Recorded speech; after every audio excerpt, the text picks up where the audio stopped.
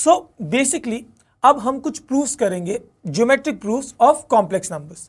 देखिए हम ये कर इसीलिए रहे हैं ताकि हमारे पास डिफरेंट फॉर्म्स आ जाएं जिसमें हम प्रॉब्लम सॉल्विंग में अपने लिए आसानी क्रिएट कर सकें। Let's get on to the proofs and we'll evaluate this.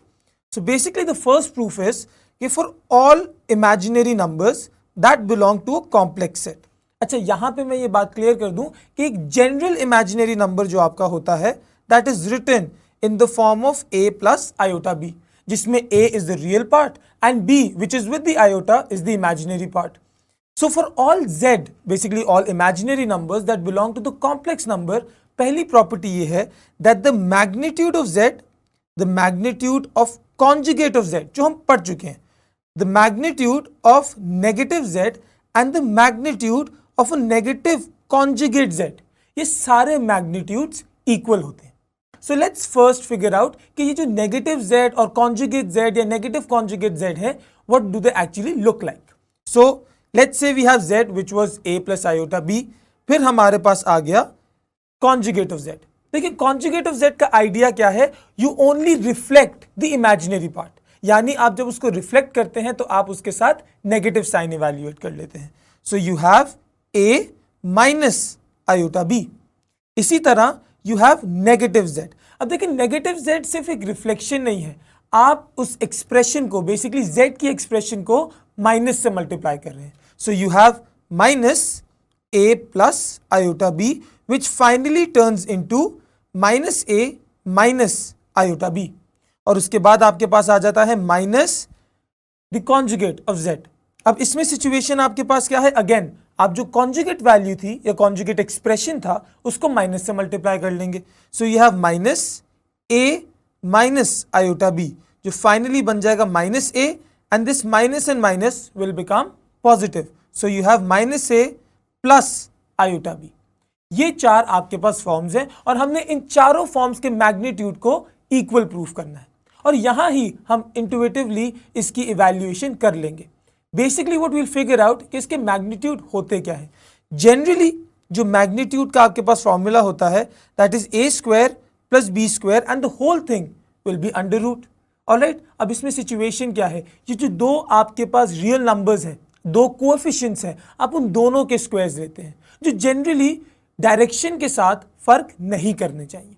So let's just take a square plus b square and under root it for z। जब हम इसको कॉन्जुगेट के लिए करेंगे तब भी हमारे पास a square plus b square ही आएगा। जब हम इसको नेगेटिव z के लिए करेंगे तब भी हमारे पास यही वैल्यू आएगी, एंड सिमिलरली जब हम इसको नेगेटिव कॉन्जुगेट के लिए करेंगे तब भी हमारे पास यही वैल्यू आएंगी। ये चारों मैग्नीट्यूड्स सेम वैल्यू के हैं और ये चारों मैग्नीट्यूड्स इक्वल होंगे। सो दिस बेसिकली प्रूव्स, असल में इसका आइडिया क्या है? अगर मैं इसको थोड़ा सा रियल टर्म्स में लेके आऊं, basically I am saying that I have a line with a certain direction. अब let's suppose I have this pen, इस पेन का ये pointy end is basically when the line is going. अगर मैं इसको किसी भी तरफ रोटेट कर लूं या कोई भी इसका डायरेक्शन चेंज कर लूं, अल्टीमेटली जो इसकी लेंथ है which in this case is the magnitude, वो हर डायरेक्शन में सेम रहेगा।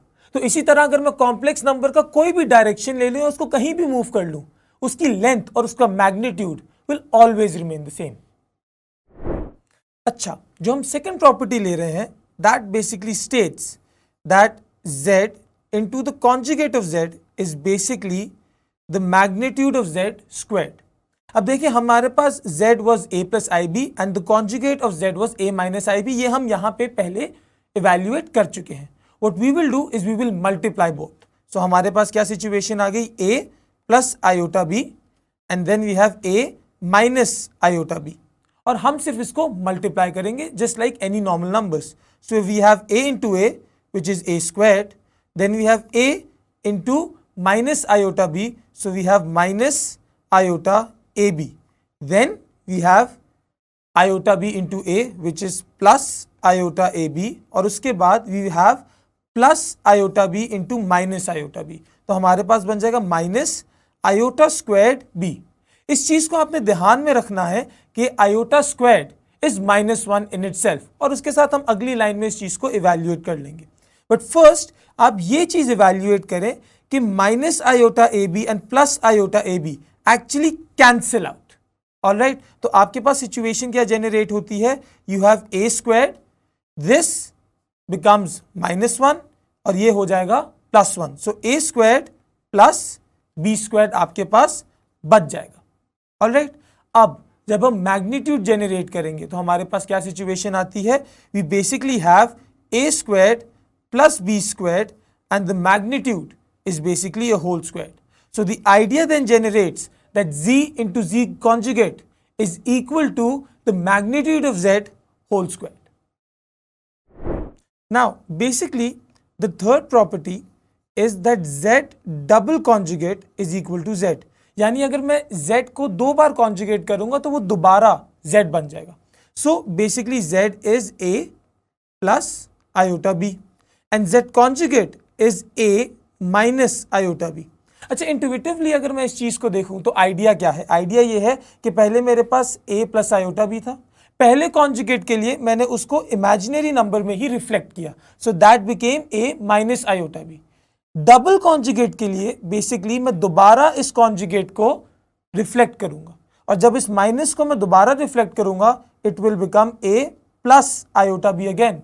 और अगर आप इस चीज को देखें या ऑब्जर्व करें, so a plus i b and a plus i b. So the evaluation is that double conjugate is equal to z.